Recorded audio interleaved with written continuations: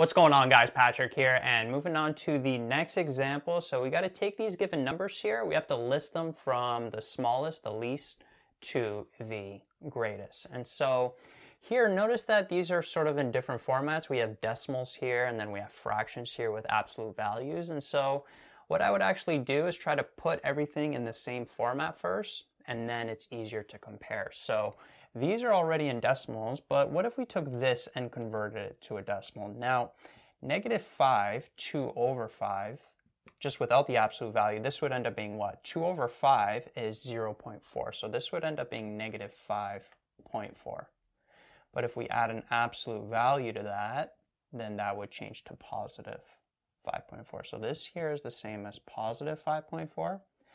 Then we got 2, negative 11.4, and then over here we got negative absolute value of negative 0.8. Now the absolute value of negative 0.8, that's going to be positive 0.8, but then we have the negative in front there, which would make it negative. And so now notice that everything is either a decimal or an integer.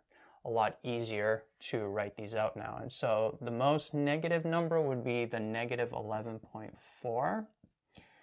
Next would be the negative 6.1.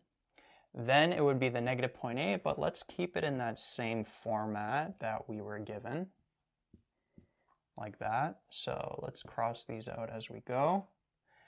And then we'll have 2, 5.4, and then 6.1. So the 2, the 5.4, and then again, let's keep it in that same format. So -5, 2 over 5, the absolute value of that, and then we'll end up having the 6.1, right? Smallest to largest.